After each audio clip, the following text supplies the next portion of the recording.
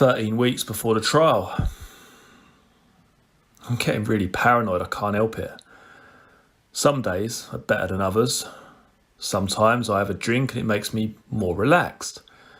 Other times I have a drink and it just brings my paranoia out even more. I lie in bed, I can't sleep. I hear these people out in the street walking their dogs, stuff like that, and I'm convinced it's them that's coming for me. Since I've been here in the safe house, I've had constant sleepless nights. Sometimes there's a noise, just a small noise, and it sets me off.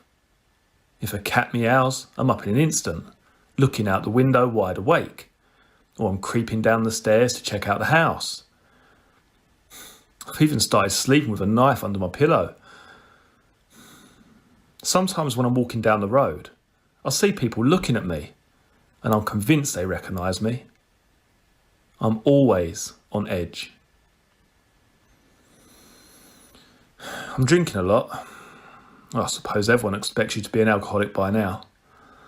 I don't think I'm going to disappoint them. After a little while, I just sit there, go into my own little world of red stripe lager. But I need it. I'm not allowed sleeping tablets in case the defence end up using it against me in court. They might say that my testimony isn't valid because I've been under the influence of drugs. I don't feel like a person anymore. I feel like a piece of evidence. Exhibit number 1. I feel like I've been sealed up and I'm not allowed to get contaminated. It's weird, but the only time I can really sleep is when my wife is awake. I suppose it's because I feel like she's watching over me, protecting me. But if she's asleep, I can't sleep. So it's back to drinking again. If I get pissed enough, I can always get to sleep.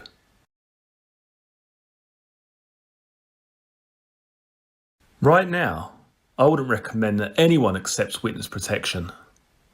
The police are just being completely out of order. I've given them all the information they asked for, but they still refuse to say exactly what they're going to do for me.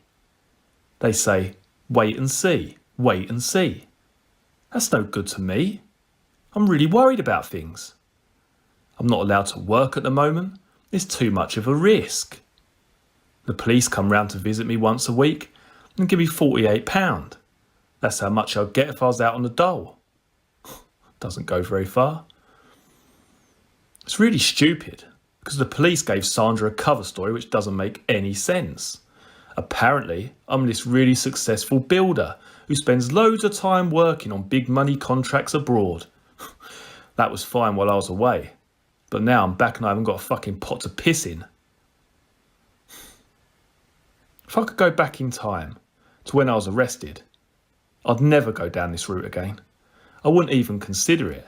I'd much rather be locked up with them and risk getting killed. In fact, I'd probably end up killing myself. I must have thought about it 100 times in the last year, the way they've treated me. I'd just never do it again.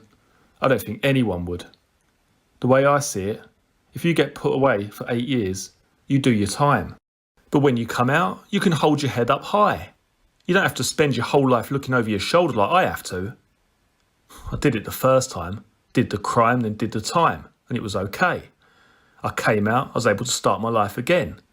But this way, it just never ends. It goes on, and I'll always regret doing it.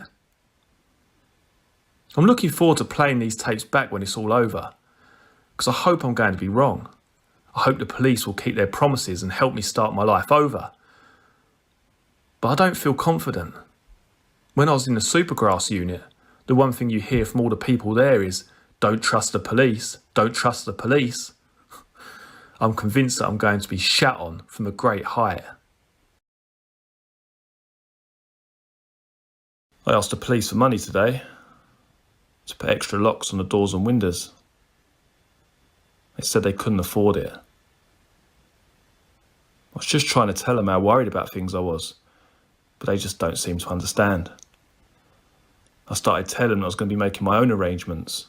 I told them when I get my new identity, I'm going to apply for a shotgun licence. At least that way I'll have some way of taking care of myself. They just looked at me. They said there's no way they'd ever let me have one. I tried to explain to them that the people who are going to be coming after me were hardly going to be turning up with lumps of wood or knives. They'd be armed to the fucking teeth. If I didn't get a shotgun, then at least I wanted them to give me was a bulletproof jacket or something, so if it all did come on top, I could throw it on and perhaps survive it. They said they couldn't afford it. They gave me a car for emergencies, but then they took it off me. Said I was abusing it, was doing too many miles and wasn't keeping it clean. Now the car's gone. But one of my bail conditions is that I should have a vehicle as a means of a getaway. It's really fucking stupid. So now if anyone does come to shoot me, I'll have to hope the fucking bus is going past. The police said they'd arrange a holiday so that my family could come and see me. I don't believe them. All the things they've told me so far have turned out to be lies. They really don't want to do anything for you, because they're so terrified that when it goes to court, it'll end up being used against them. That's all very well. I understand it. I really do. It's no good to me right now, is it? It's not very promising at all. If I ever do get a holiday, I know it's not going to be much fun anyway. Some caravan in the middle of nowhere with 20 armed guards and me mum. I keep saying I have to wait until after the trial, and that's when they'll start helping me out. But they won't tell me what to expect. The contract I have with the police says that they have to put me back in the position I was before I became a witness.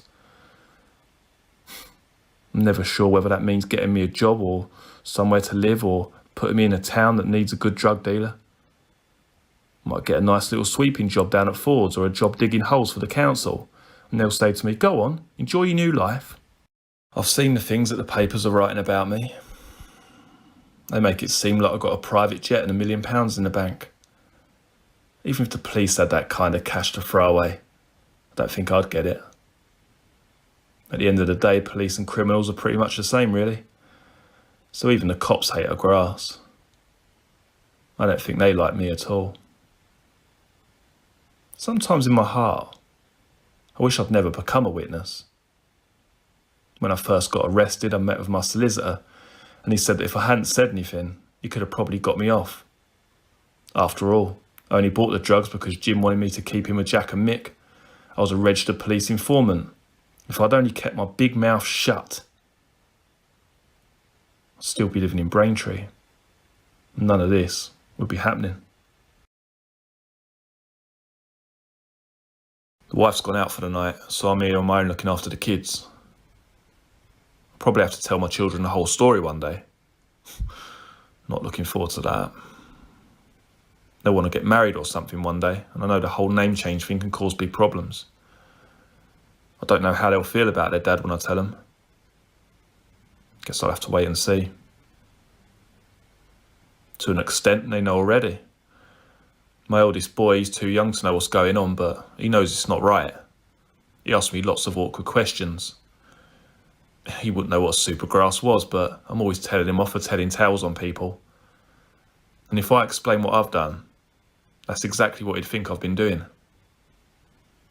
My kids think the reason we moved out of our old house in the middle of the night was because some old World War II bomb had been discovered and was about to go off in our street. It was the only excuse the police had come up with straight away. The first night they had put them in a police training school. My oldest isn't stupid. He can read. He kept asking my wife, "Why are we in a police station, Mummy?" The first time I went to prison, the kids were told that Daddy was being sent away because he'd been naughty and made the Queen angry. They got really upset by the whole thing.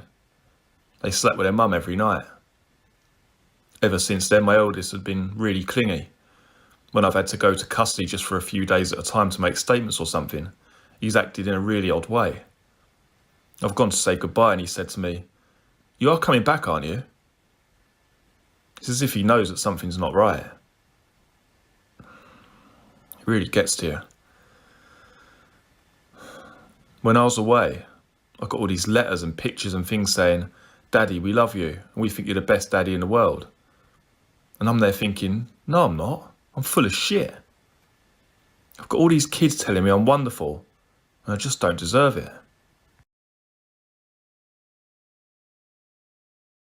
Let's talk about the Old Bailey. They took me there last week for a look around. I can tell you it's not a very nice place. The trial is going to be held in Court 2, which is very, very overpowering, to say the least. When I was at the old style committal, I was at least 35 feet from the dock where Womes still were. This time, I'm probably 10 feet at most. They're going to be there, in my face, and there's nowhere to hide from them. It's made me pretty scared because it seems such a small room for the number of people that's going to be in there. They made me walk the route that I'll take into court every morning. I was expecting at least some kind of dedicated facility for special witnesses, but I was wrong. I'm going to the Bailey through the back doors, then me and my armed escort walked through the cells, then we went along the corridor, up a few flights of stairs, and finally up in a toilet outside the courtroom. "What's this?" I said. "This is where we'll be keeping you." And that was it. That's where I'm going to be every morning. It's where I'll eat my lunch. It's where I'll be sent every time there's a bit of legal argument. A fucking toilet. Mind you, with the amount of nerves I'm likely to have, it's probably the best place for me.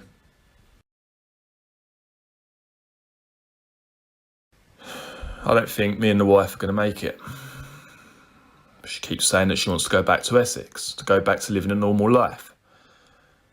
Sometimes I think that it might just be the best thing for her. But when I start to think about my future without her, all I see is problems. Basically, we're just living a lie at the moment, and we have to spend our lives remembering all the lies that we've been telling so we don't get caught out. It would be so nice, just such a relief to be able to tell someone. It would be brilliant. If there was someone out there who could understand why I am the way I am. I feel that I must come across as really weird to some people. But I don't know whether I'll ever feel comfortable enough to tell any of my new friends the truth. The paranoia is always there. What happens if I run into someone I knew in the old days and I'm with my kids? What do I do? Not let the children speak? It's an impossible situation. My biggest worry is what might happen if me and the wife don't get back together. What happens if I start seeing someone else and fall in love? Do I sit her down and say, "By the way, I'm a supergrass and there's £250,000 on my head, but we'll be okay as long as you don't tell anyone"? What happens if you don't tell her? What if you do tell her, girl, then you split up? If she tells her next boyfriend and he tells someone? But if you don't tell her, then how would you feel if they burst in for me when she's there? I don't want to do it. It's only a week or so away, but I really don't want to go through with it. I've been sitting here trying to work out what they might ask me. I know they're going to try and trick me, and that's what really does your head in. I guess I've been trying to work out the answers in advance, but my barrister says the one thing you shouldn't do is work out what they're going to ask you, because they'll always come up with something different, and then you'll be stuck. I'm trying my best not to, but I can't help it. It's not just a case of me going there and telling the truth. The whole case rests on me. Without me, there is no case. So they're going to try and do absolutely everything they can to destroy me, because it's their only chance of getting off. Are they going to try and call me a liar? Are they going to try and rip my character apart? Are they going to let me speak at all? Just have to wait and see. I'm not looking forward to going back into custody. I'll be back in the police stations again. But this time no one will be allowed to see me. No visits at all. They're scared that if anyone sees me when the trial is on, the defence will say I'm being coached or I'm being given ideas. So I'm going to be spending a lot of time on my own. I'm not looking forward to it. All you can do is watch TV. I'll be fully up to date with Neighbours, EastEnders, Coronation Street, the lot. But that doesn't make up for much. It's not like I'm in some peaceful place where I can think. It's a police station. It's full of drunks who are up for a fight, especially on a Friday and Saturday night. They scream and kick the doors all night long. It's horrible. I'm not looking forward to it one little bit. I'm not the same person that I was when all this started. I used to laugh at people who cried at soppy films. But now at everything, even when I hear a song that's slightly sad, I tend to cry. I don't know why. I thought about my dad a lot. That keeps going through my mind. I lay there and it's almost as if he's here with me. But he's not. It's difficult. They want me to see a psychiatrist to see if I'm cracking up. When they first said it, I felt good. Felt like they actually cared. Now I realise they were just worried in case I can't give evidence in the case.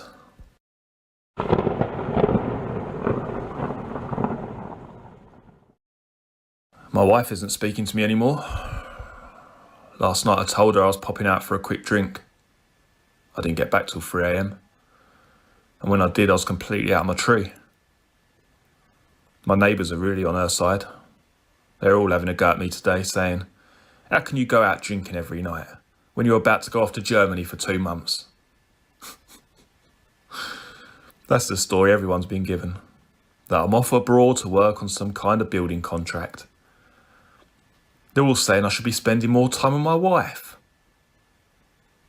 They have no idea how much stress I'm under. My wife doesn't start talking to me again soon. I'm just going to go back down the pub. As far as I'm concerned, any excuse to get pissed is a good one.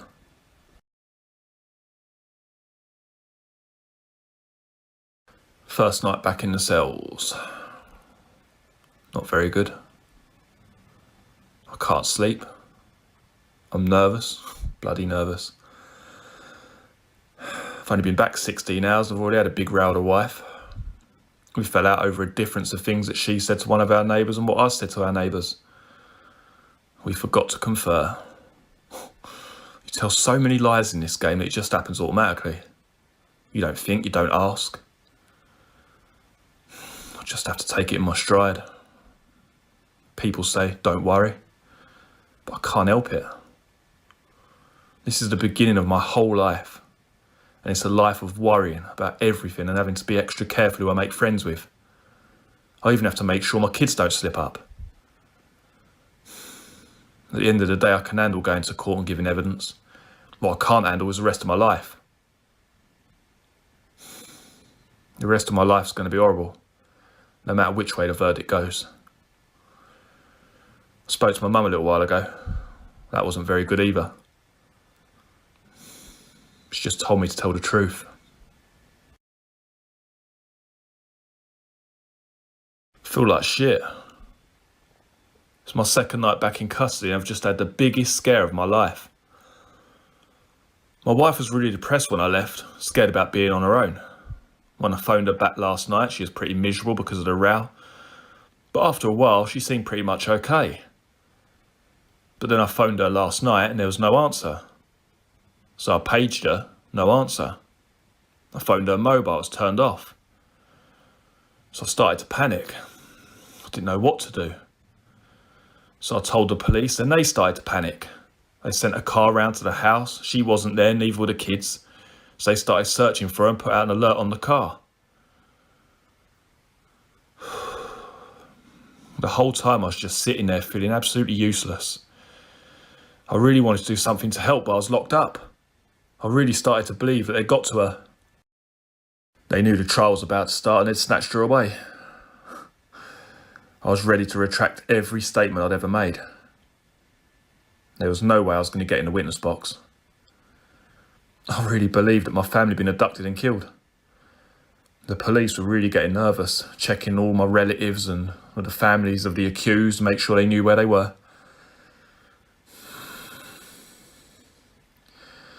Then about 3 a.m, the police said they'd found her. It all just got too much for her and she'd gone off on a bender and left the kids with a friend. I know I keep going on about how things are so tough for me, but I know things are so fucking tough for the wife as well. All this shit somehow affects the innocent more than the guilty. I was so relieved that she was safe. I just wanted to tell her that I loved her and cared for her, but I just ended up shouting at her down the phone, calling all the names under the sun. I was really having a go at her, left her even more upset. Then I just sat on the bed and cried.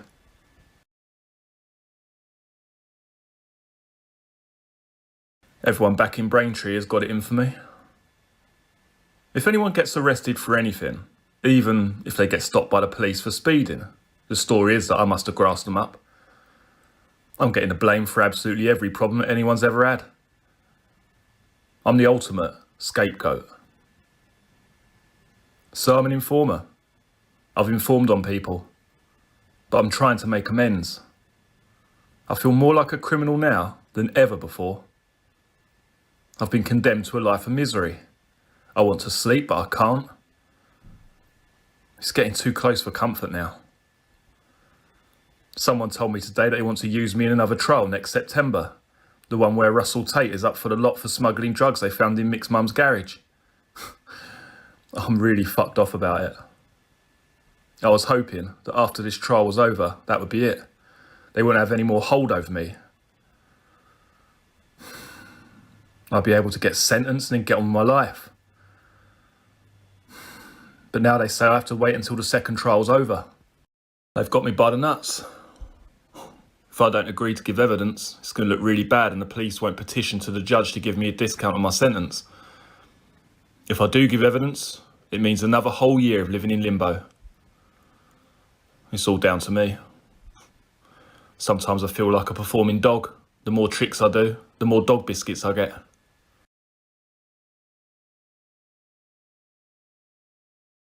I think I'm going to die of some stress-related illness before I get into court. There's another delay now and I won't be in the box until next week. It's doing my head in. I got a letter from my sister today. She said she's really proud of me for doing what I'm doing. She's proud that I'm her brother. No one's ever said that to me before. Normally, my family are really angry at being related to me because of the things I've done in the past. It's nice to think that at least one person thinks I'm doing the right thing.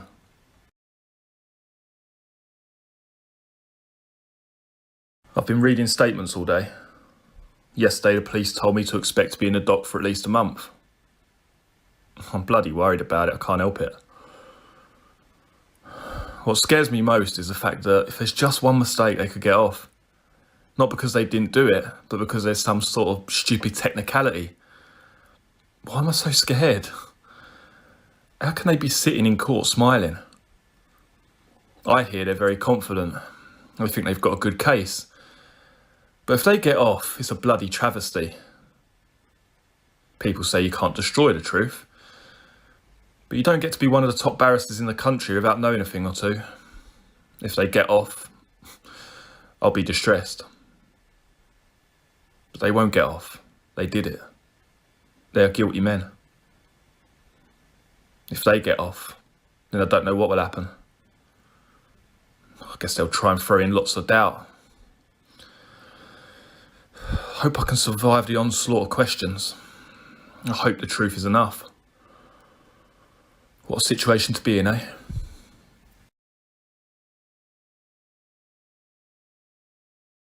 First day in court.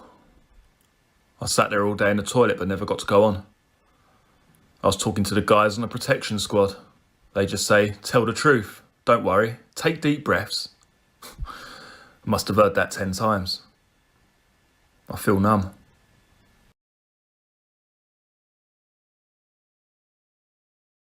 Today was my first day. I was really nervous this morning, nearly sick.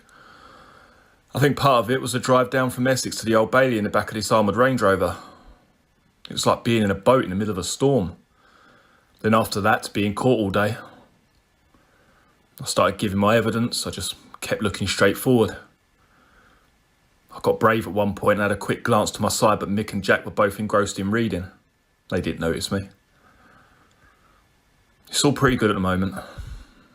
I'm just standing there, telling my story.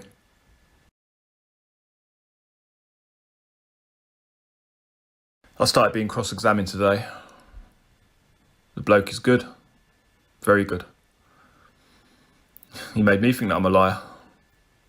He made me think that they were innocent and that I made the whole thing up.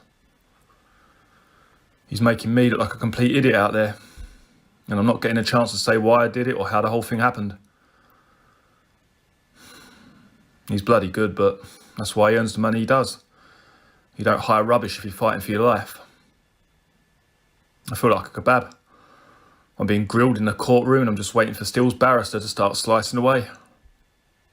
I can just imagine what the press are saying about it all. They're going to be picking up on all the bad stuff because it makes for a better story for them. I don't think the press like me at all. I don't think anyone likes the grass. I feel like the most unpopular man in the world. You've been listening to Blogs 19, written by Tony Thompson. This book is available to purchase online at Amazon and other online book retailers. Many thanks for joining me for this video. Very shortly you'll be able to see some other videos from the channel, including the Essex Boys playlist, which has all of the videos concerning this case in one convenient folder. If you like this video, please do give it a thumbs up. If you're new to the channel, please consider subscribing. I look forward to seeing you all again in the next video. Take care. Cheers.